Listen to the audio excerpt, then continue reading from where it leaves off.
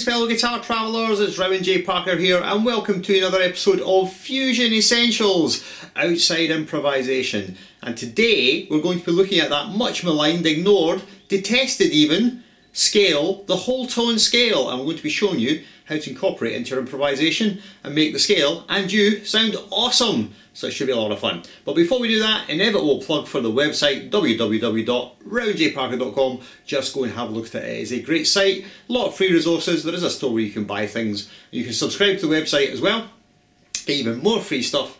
And you can also follow me on SoundCloud and Facebook and Twitter via the website, and you can inquire about Skype lessons as well. So there you go. Alright, well enough of that mince. Let's go on to today's lesson, Fusion Essentials, outside improvisation. Let's get ready to whole tone. Let's do it! Okay, before we begin, we better introduce the whole tone scale for those of you that are not familiar with it. Now, what is a whole tone scale? Well, as you might guess from its name, from the title of the scale, whole tone scale, is a scale which consists of just tones. So the construction is tone, tone, tone, tone, tone, tone, tone. And it is a 6-note scale because if you think about the 12 semitones that make up an octave, if you slice that up into tones, you get 6. So here's the interesting thing about a whole tone scale. There aren't really 12 whole tone scales, there's only 2 whole tone scales. And you're probably thinking, 2 whole tone scales? Yes, because if we start a whole tone scale, say on A, we'll get these notes, which is A, B, C sharp, D sharp, F, G, and A.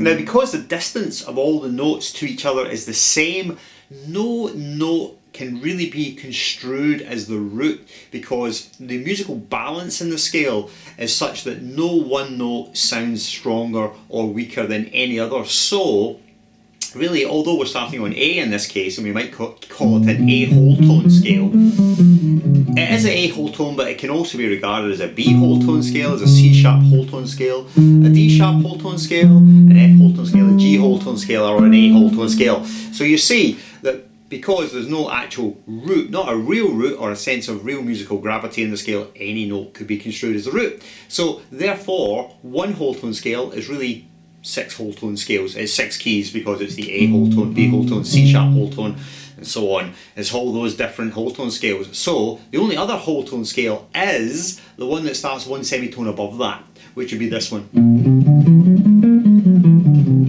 which is going to be B flat, C, D, E, F sharp or G flat, G sharp or A flat, and then back to A sharp or B flat.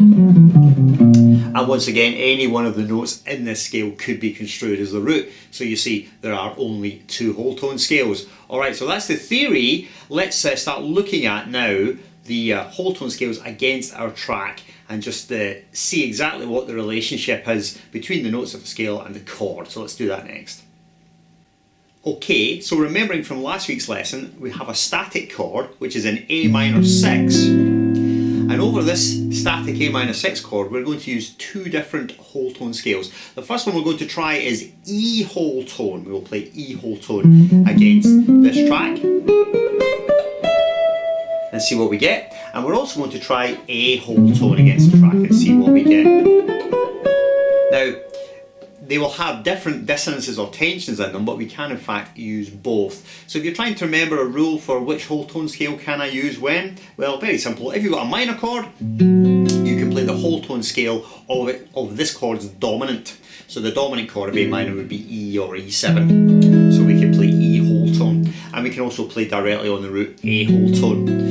Alright, so those are the 2 that we're going to use. Let's analyse the notes in both whole tone scales against the chord to see what sort of consonants and dissonances we have, because we all have at some point some fairly strong dissonances. But let's nevertheless see what we have, alright? So, here's our A minor 6. Let's start looking at E whole tone. So we get E. Now in relationship to the A minor chord, that is the 5th of this chord. So that's a very neutral, passive chord tone. That will be absolutely fine. And then we've got F sharp, which is the major 6. So that's going to be a good one. And then G sharp, now that's the major 7, implying A minor major 7. So far it's not looking too controversial. You would find these 3 notes in A melodic minor. Alright, so what about the next note? A A sharp or B flat? Now, what's the relationship of that note to the chord? Well, that's a fairly controversial one. That is going to be the flat 9, alright? The flat 9 or flat 2. So that's a fairly out sound, but we've come across that sound before when we looked at some of the melodic minor options, so maybe not that radical. So far, the 5th, the major 6th, the major 7th, and then the flat 9. And then we have C, which is, obviously, the flat 3rd. So that's going to be a nice strong chord tone for us. And then we've got D, and D should be not a problem either because that's going to be the 4th or 11th of the chord, implying A minor 11. So that's going to be quite nice as well. And then we're just back to E again, which is the 5th of the chord. So you see, although it might look a bit bonkers, it's not quite as radically mad and outside as we might think. In fact, the only note which is different from a note that we might find in A melodic minor is the B flat, A sharp or B flat, the flat 9. But apart from that, you find all these notes inside A melodic minor. So you see it's a bit out, but it's not absolutely madly radically out. So I think what we'll do here is let's proceed to a little playing demonstration where we use the E whole tone scale against our backing track, and we'll see what sort of outsideness it produces. Let's do that. Here we go with the playing demo. I'll put the track on, I'll play each note in the scale and sustain it against the chord so you can hear the implication of each note, and then I'll improvise a little bit. I will say that I won't play purely whole tone, I'll intersperse it with some more consonant or inside vocabulary, mostly pentatonic, just so we're not moving away from the tonality too much all the time. But I'm sure you'll get the idea and you will be able to identify when I'm playing the whole tone scale because it's a very obvious sound. Alright, let's do it then. Here's a track. Let's have a listen. E whole tone. E, which is the 5th. That's very consonant. F sharp next, major 6. Still varying. G sharp, major 7. Still sounds into my ear. So good so far. Now here's our first really out note. The A sharp or B flat, it's a flat 9.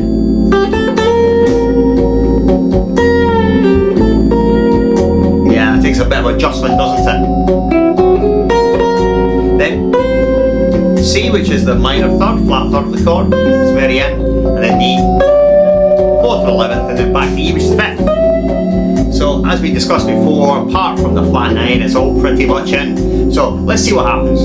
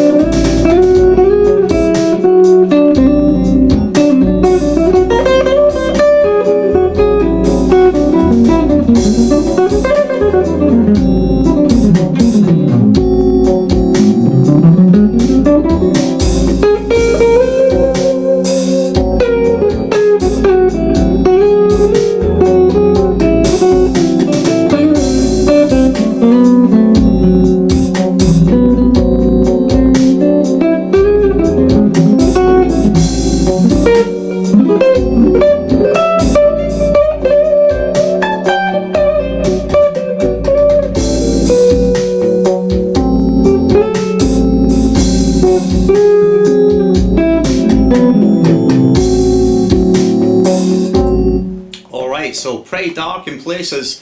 The important thing about these sorts of sounds is don't overdo it. Don't play exclusively whole tone all the time, otherwise you're going to start getting strange looks from people. The key to using this vocabulary is to intersperse it with more consonant sounds. So the idea is you play in, and you play out, and then you play back in. Because if you just play out all the time, it could become quite wearing for the listener to listen to, whereas if you do it from time to time, oh, it's just a bit of interesting spicy colour. So bear that in mind, don't go out all the time, otherwise you'll rapidly lose friends and listeners. Alright, so that's that. We'll look at the other playing demo now. Okay, next up is the A whole tone scale over A minor 6. So let's see what we have. A whole tone, A, B, C sharp, D sharp, F, G and A. Alright, now looking at these notes in relationship to the chord, well, A, absolutely safe, that's the root of the chord. Hurrah! And then B, that's going to be the second or ninth, giving us a sort of 6-9 type sound, that sort of sound. So that's fine. Here's the next one, which is going to be radically out.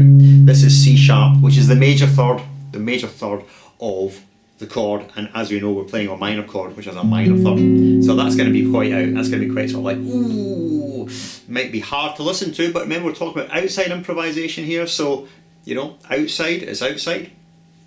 So that's our radical major third against a minor chord. It's going to be interesting. And then we've got the D sharp or the E flat, which is the flat and fifth, which is our good old sort of flat 5. We get minor 7 flat 5 in that case.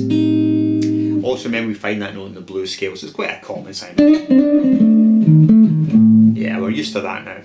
Alright, doesn't look too bad. And then moving on, we've got the F note, which is the flat 6, minor 6 or sharp 5. Yeah, it might be a bit problematic against the chord because there's a major 6 in the chord. It's a A minor 6, which is a major 6 interval. So that's going to be a little bit dissonant.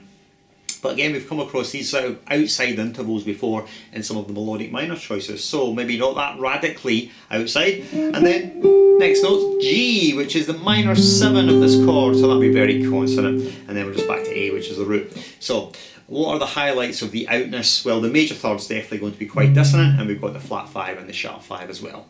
Alright, but nothing we've not actually seen before in the melodic minor choices, so hopefully we can make this sound interesting as well. So now let's proceed to playing demonstration with A whole tone over our track. Let's do that. Now let's look at the A whole tone scale against our track. Again, we'll sustain all the notes in the scale against the chord just to see what sort of inside or outside dissonance we have. And yeah, then we'll try and make some music with it. See how it goes. Off we go. Here's the first note, it's A. It's a root. Now that is as consonant as you get. Boring as well, you might say. Next is B, which is a second or ninth. Possibly my favourite colour tone. Now here's the next one. Wow, C sharp, that's the major third over the minor chord, that's very out. Wow. Okay, next one. D sharp or E flat, it's a flat and fifth from our blues scale. Next note, F natural, sharp 5 or flat 6. If you want me to be a pedant, if it's a sharp 5 it should be spelled E sharp. But nevertheless it's a bit out because of the major 6 in the chord, yeah? But this note in the chord, what we're playing against it, is that. So it's pretty out. And then the last note, G, which is a flat 7, so that's consonant. Then we're back to A. Alright, so that's what we got. Let's see if we can make some music out of this guy.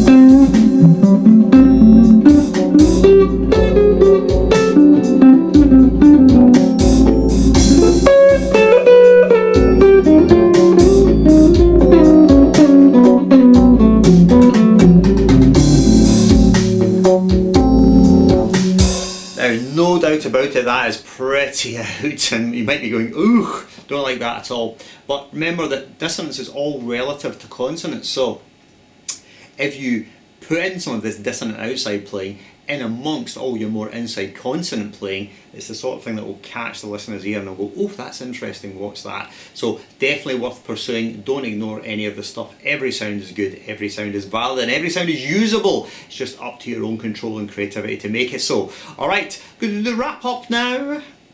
Well, that concludes another episode of Fusion Essentials. I hope you enjoyed it, and I hope you see the whole tone scale doesn't deserve its reputation. It's actually quite useful and very interesting and very musical. So, join me next week. We're going to look at the diminished scale, the 2+1 or 1+2, symmetric synthetic diminished scale. Oh my god. Until then, don't forget to look at the website. It's been Round J. Parker.